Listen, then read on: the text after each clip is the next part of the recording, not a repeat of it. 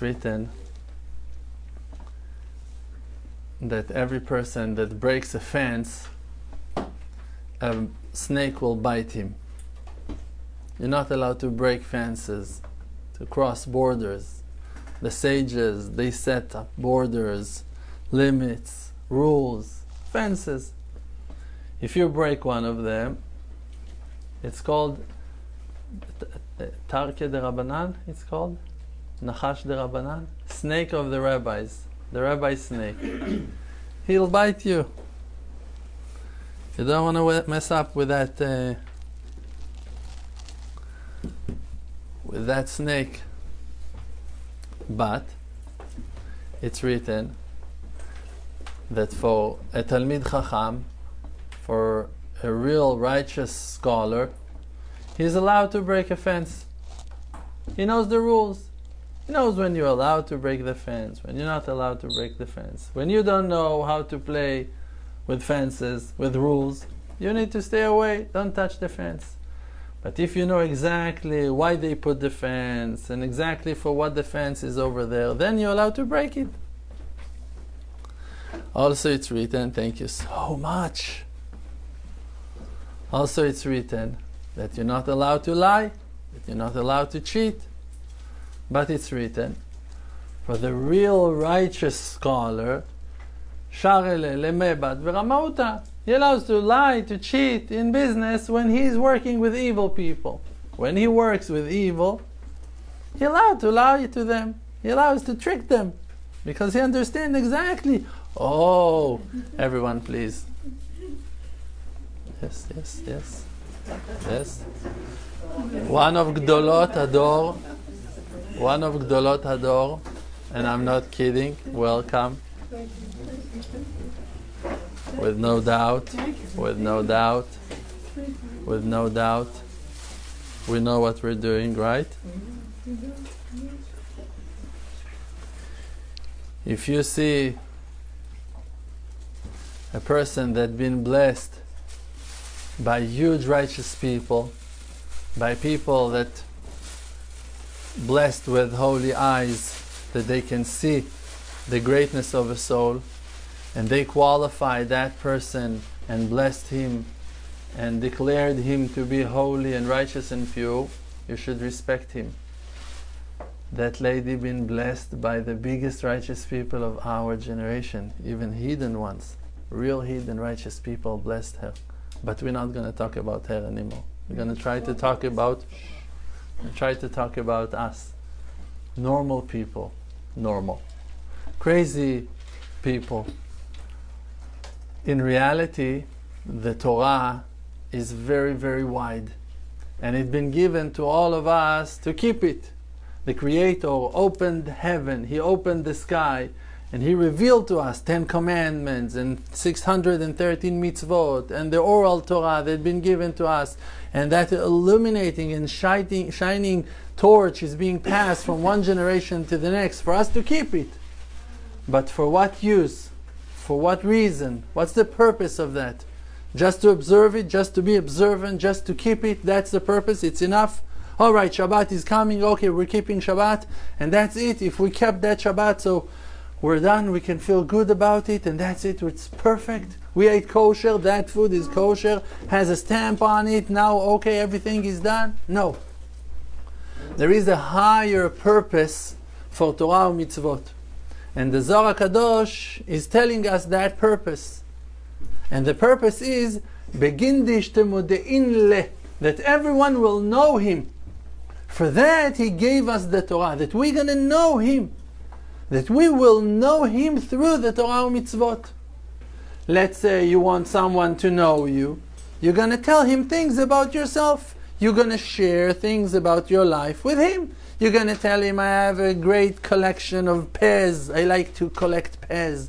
I have hundreds of pears in my collection. I like those. I collect the old ones and the new ones and the limited editions. And I have a huge glassy bookcase only for them. And I'm putting them inside and I'm cleaning them every Rosh Chodesh. You're going to open your heart and going to tell him things about yourself. I like swimming. I like climbing the highest mountains. I love Six Flags. Every 6 months I have to visit at least once in Six Flags. Everyone going to tell about yourself. The Creator, he told us about himself. He does not collect pairs. He does not go to Six Flags. He's doing different things. What is he doing? He reveals his mercy, his kindness on people in many ways. And he knew that we will not understand it until we're going to try that. Like the verse is saying, Ta'amur kitov Hashem. You need to taste something that you'll be able to see that Hashem is good.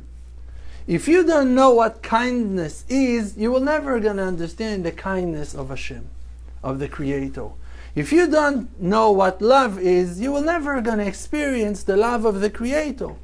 You must have a vessel, a certain box, a container to receive some of His godliness, of His light to enjoy.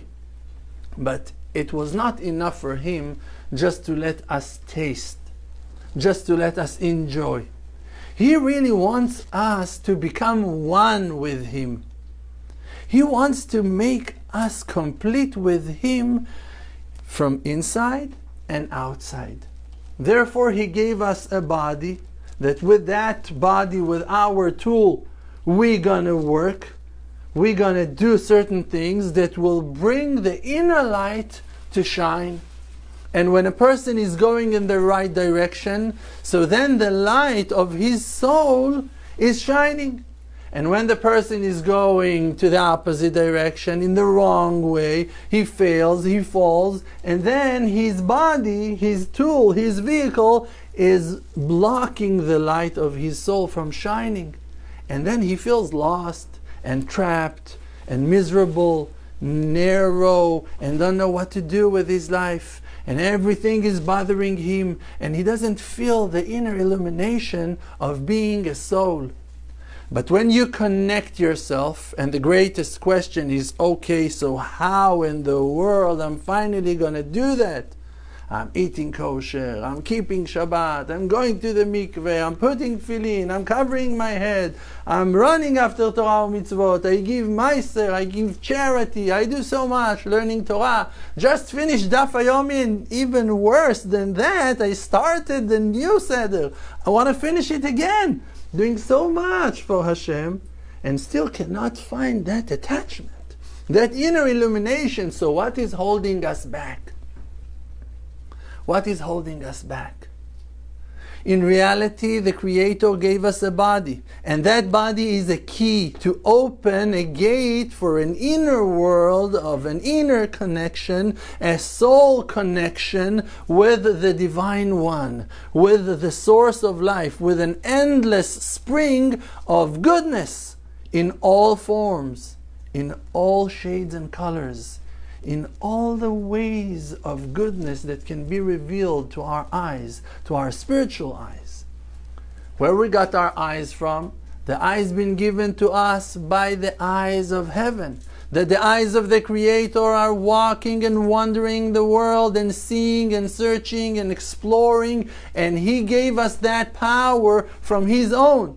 How can we feel? From the heart of the Creator. How can we think? From the mind of the Creator. He gave us a shape that is similar to Him in spirit, that through that we reflect His light, His divine light. And that is the Tselem Elokim. He gave you His shape. Now His shape must be spiritual, because we know that the Creator Himself does not have a body, He does not have a shape, He does not have hands and legs, He's not walking in the sky. We know that He is endless, that He is infinity itself, that He is above all creation, that He is above form, He is above colors. All colors and measurements and thicknesses and weights are things that we can use to understand His greatness in this physical world. But Him Himself, the Havaya Baruch Hu, The Creator Himself, the present, blessed present Himself, itself, is above all forms. So it cannot be that our shape, that is the heavenly shape, will be our body with the fingernails and the eyebrows and the ears, especially not ears like mine. It's impossible. I have to hide them. I'm hiding them. Mesirut nefesh I have on hiding my ears. Look what long peot. Everything to hide the ears, that no one will see my ears. Why? No, I'm kidding. That was a joke.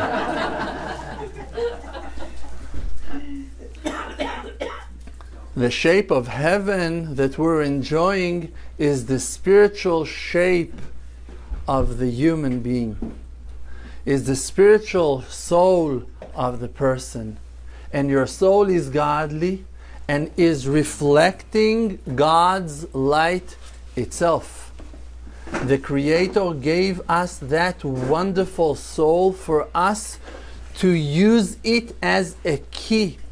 The Creator gave us the body for us to break into the soul with it, for us to find our own soul, and through that inner connection to our soul, we're going to link ourselves to God. We're going to attach ourselves to God. So when your approach is to be observant and to keep and follow the Torah and mitzvot with your hands, with your legs, with your physical body, you will not going to find the spiritual connection through the Torah and mitzvot to the Creator. But when you have that inner passion, that holy flame of holy pure fire within, that does not know what it means to be satisfied and only wants more, and to learn more, and to feel more, and to sense more, and to give more, and to love more, and to help more, and to assist more, and to share more, then you can enjoy that endless spring of goodness that is treasured inside your body. For us to enjoy something, we need to have the same shape of it. It needs to have the same seal. If you want to open that lock, you need to have the right key that is in the same shape to fit the lock. If you want a certain door to be opened, you need to have the same code that been programmed in that keypad, or else you won't get in. You need to find your inner code. You need to create a certain spiritual shape inside of yourself that will bring out the spiritual bounty of your soul to the surface. And how we can do that? The Creator told us, "Ubacharta b'chaim," you should choose life. There is one thing that can give life to one person and can kill another. There can be a person that will enjoy a certain smell, another person will be allergic to it. One person will be able to enjoy that food and that food will make him strong. The other person, just one tiny teaspoon from that same food can destroy his life for good, because he's in a total different condition, different situation in his life. His body is reacting differently. Spiritually is exactly the same. One person can sit and learn one page of Gemara, of Talmud, and enjoy it and find satisfaction. The other person is not in that stage at all. He went through different things in life that closed those doors for him, and they are not accessible for him. There is no way that he now, today, as of today, will enjoy a page of Gemara. He cannot. He has been traumatized in certain ways, he's been hurt in certain ways, or he never learned the language, or that his mind is so all over the place and he cannot focus, and it will be a torture for him. So that for sure will not be the cure for him to break him to pieces, to sit in front of the Holy Gemara and to learn. Not yet, not as of today, not as of now. So what we should do, Chanoch lanar al pi darko. You need to educate the kid based on his ability, on his way. Means you need to sense him. And we need to learn to sense ourselves. Because every moment of our lives we have a certain thought, we have a certain feeling. Inside of us we have a huge system of senses, and we can sense in every moment what we feel about every single thing, every particle in our life. We know if we like it, if we don't, if we appreciate it, if we don't, if we want it, if we don't, if we rather to avoid it, if we want to invite more of that thing, if we feel scared of it, or if it makes us happy, if it's inspiring us and give us hope, or it's rejecting us and makes our life bitter. You know what you feel.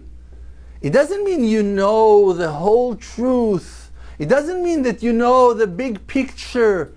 It means that you know what gives you joy, what builds you, what satisfies you, what gives you stability and confidence and will to continue, and what sucks life out of your system and destroy your self-esteem.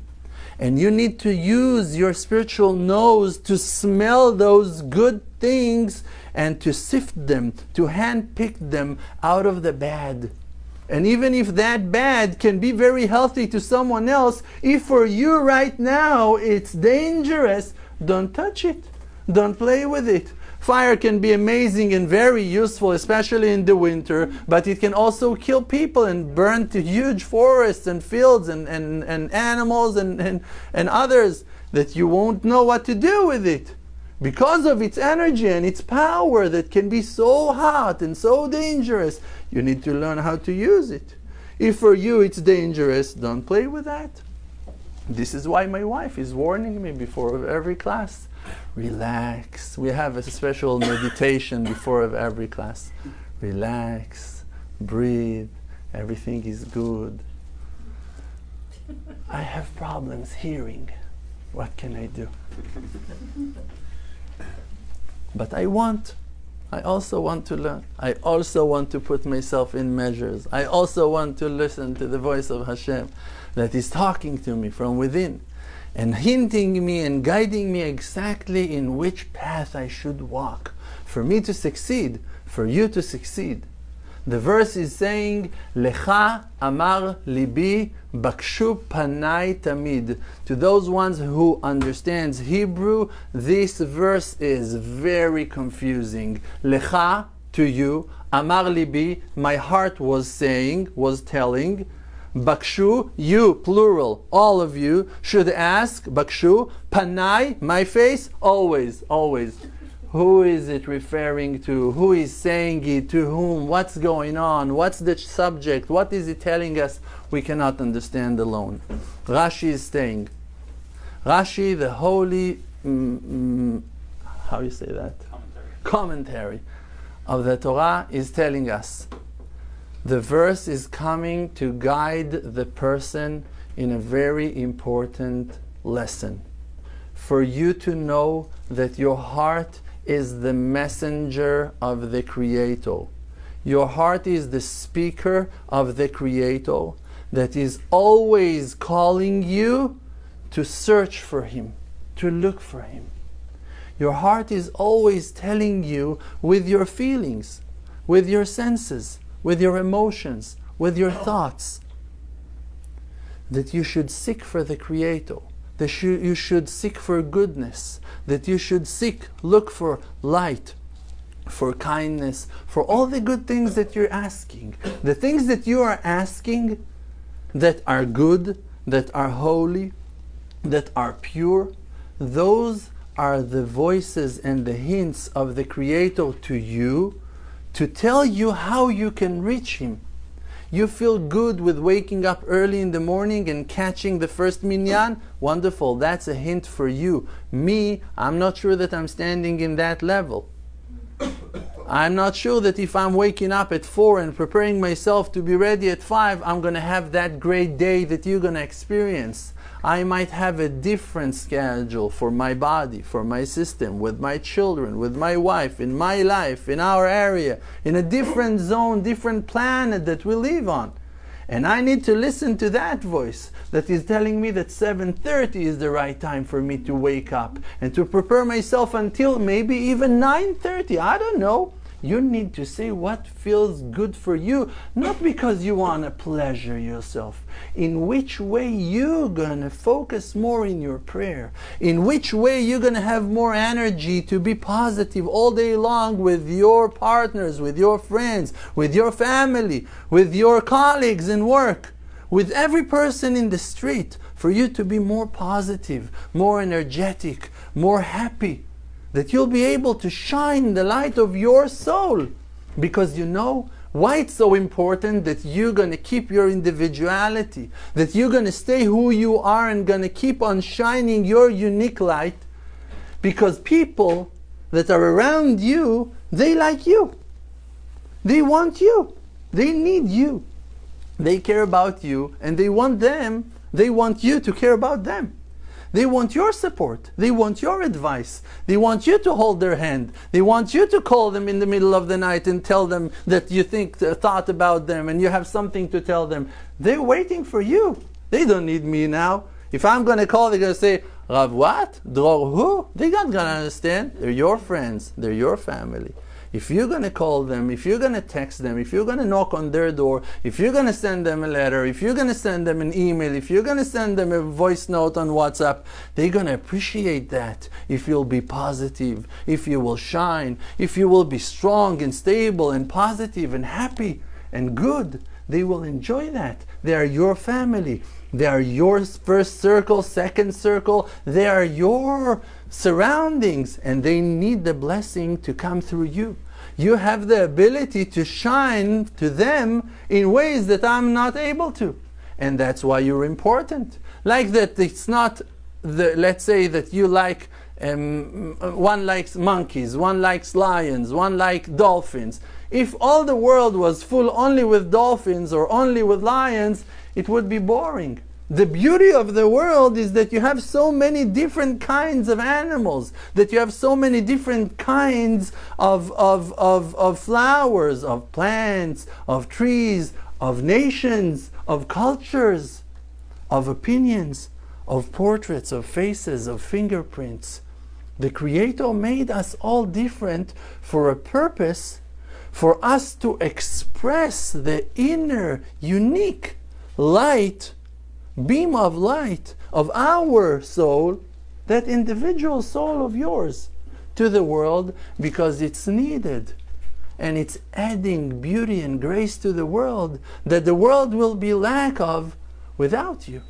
Therefore, we must express our feelings and must be honest and truthful to be who we are, and proudly to walk and express our goodness to the world. Because else the world be lack of all that beauty that is treasured inside of us. No one knows how to hug like you. No one knows how to comfort like you. No one knows how to give a hand like you. No one knows how to teach like you. No one knows. Oh, we're not going to make you stand for another angel that just come in. It's okay. We're in the middle of the class. It's going to consider Bitul Torah. Everything is good. Holy souls, Holy Spirits are walking between us and we don't know. And you know who you don't know the most? Yourself. You don't have a clue who you are. You know why? Because you're afraid to.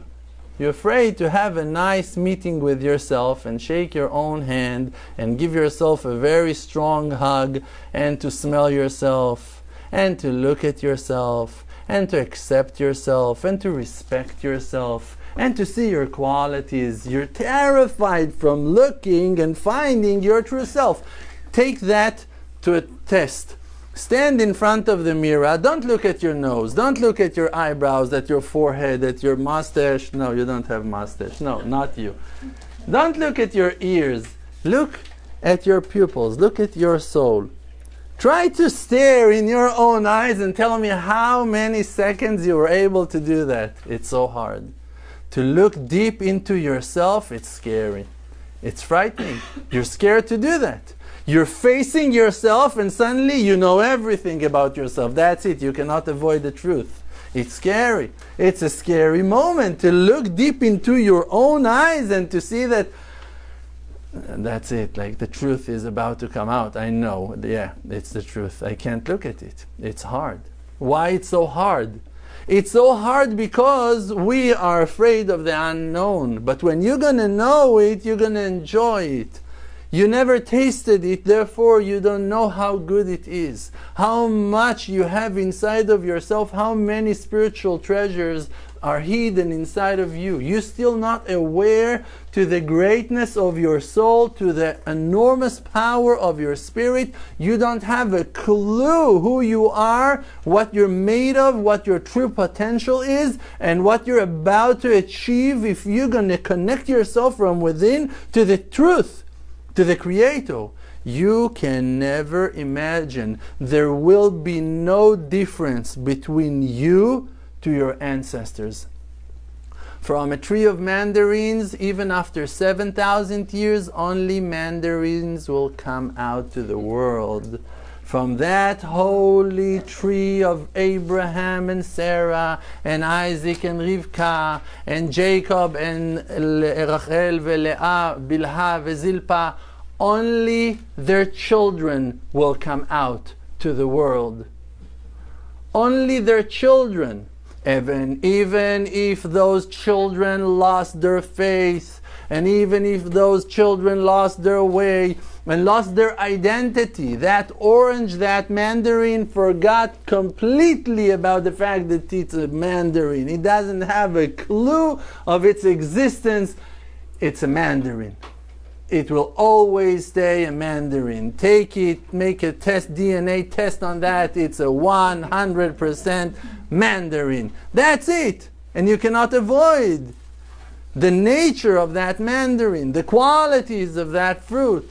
And you as a child of our sages, of our ancestors, and if you're going to look really with holy eyes, not with our blocked and sealed and covered eyes that cannot see from 1 inch in front of our eyes. If you're going to know the truth about yourself, you know, you have a father, you have a mother, right? They had parents, they still have parents, wonderful. They also had parents, grandparents, they also had great-grandparents. You know where that road is taking you? It's taking you to such high places, you don't remember. I understand, I don't remember either. We don't know, I understand, it's simple you don't remember. But it does not change the fact that you were standing in front of Mount Sinai, that you were bowing in the holy temple. And if you're saying, no, it wasn't me, it was my great-great-great-grandparents, no, it was you. Because when a child is coming out to the world, he's coming from a spark of life from the soul of the parents. When they're together, the life are connecting themselves, and there you are. And you were in the mind of your parents before you came out to the world. Your soul was one thread in the rope of the soul of your parents before you came to the world and became a rope of your own. Became a unique and separated and individual soul. You were part because you were alive in the mind of your parents. And you were with them in different lifetimes. And you were there when first man and his wife in one body came down to this creation in the Garden of Eden. You were there. And you are the most ancient soul because you live right now in the present time. And that's the last moment of creation. We are in the farthest distance from the beginning, right? We are now standing in the end of time as of today. Tomorrow didn't happen yet, only today, now the present time. So you started your journey over there and you're still holding on. Other sparks and other threads and other parts already finish and complete their mission on earth, and they went back. But you are a survivor. You have a soul that is motivated to continue and to pass the light and the inner understanding of the truth to the future.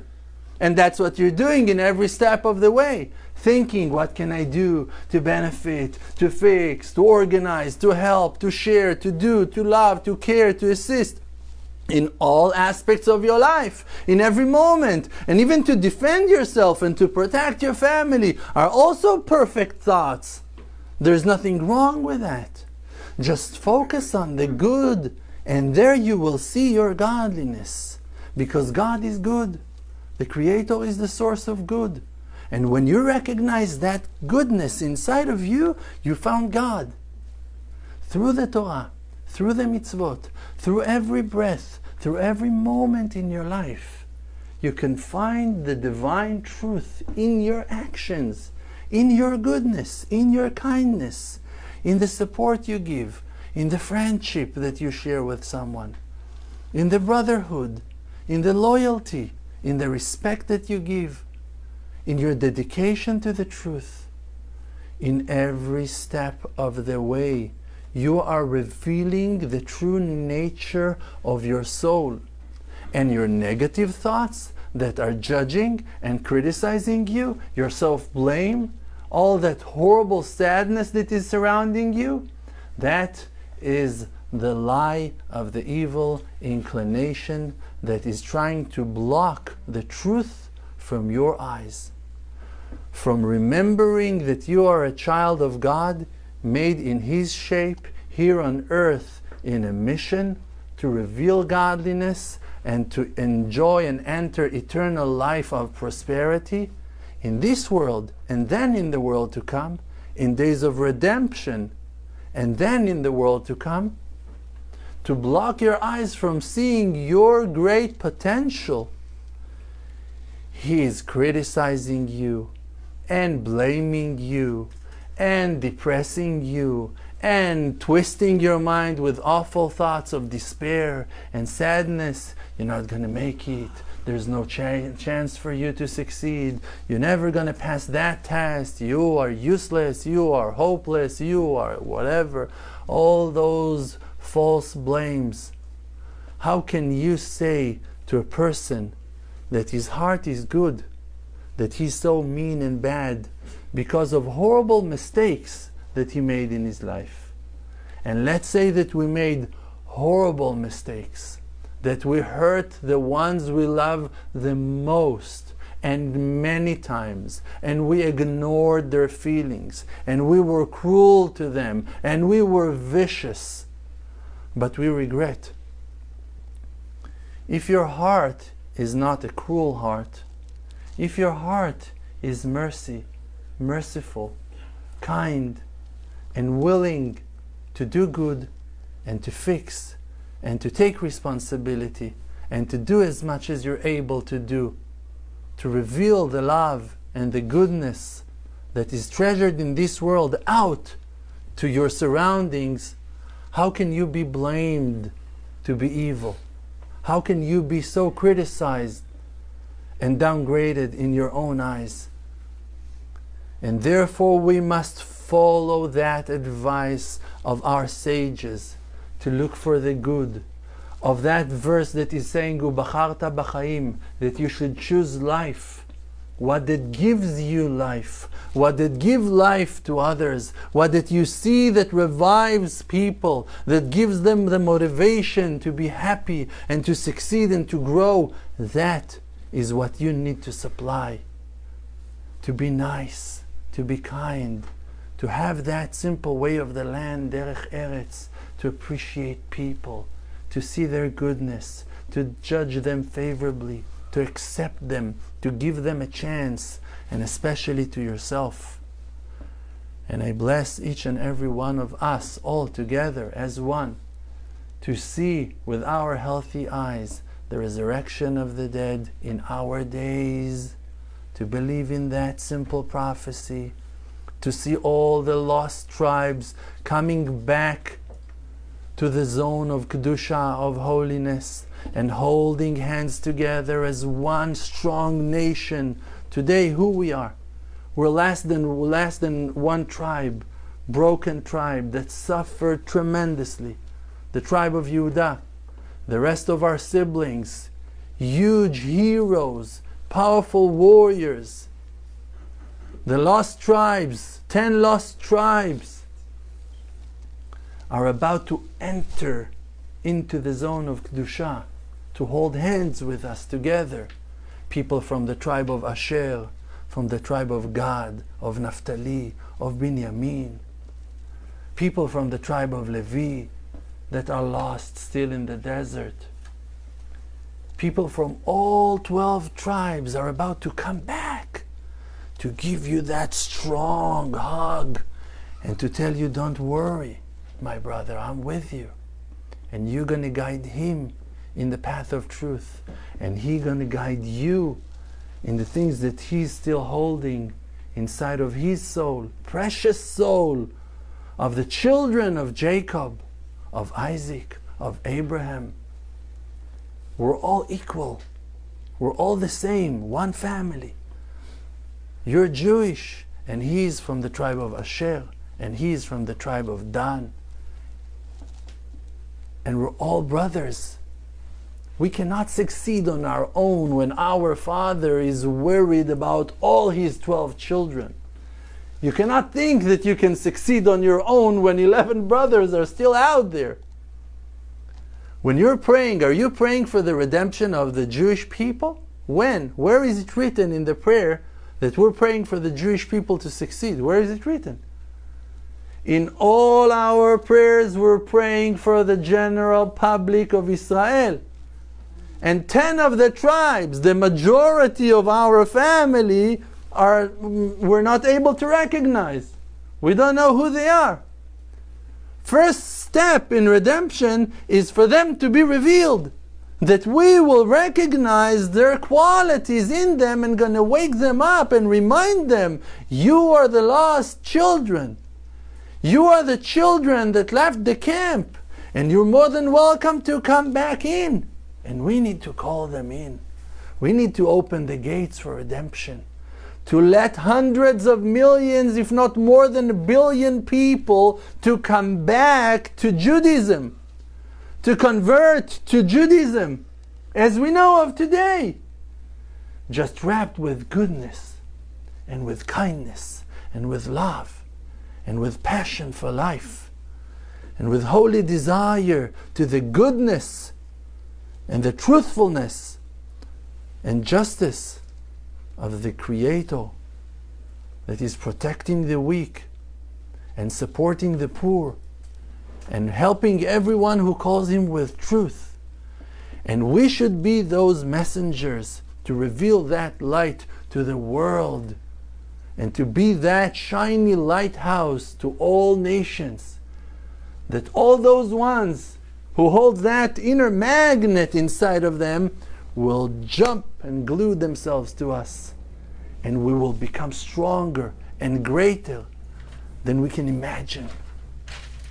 And may we experience all of that in our days right now, without dying, experiencing the true redemption in our days. Amen. Amen. Thank you. That amen was very important. Thank you for that. Thank you, thank you, thank you. Emunah Project is a wonderful project that is covering almost 4 wings of the universe with our teachings, wonderful message that we're spreading around the world. This is a non-profit organization for you to get your tax refund through your support in our non-profit organization. Help us to help as many people as we're able to, and your support will mean so much in our eyes, in the eyes of our lost siblings, and in the eyes of the Creator that is waiting for us to wake up and to shake the heavens for the complete redemption. Amen. Ken Yehi Ratzon. Thank you. The world does not exist because Olam Milshon Ne'elem, the world is just blocking the light of truth. The world calls Alma Deshika, world of light. It's just a fake. We're just inside of an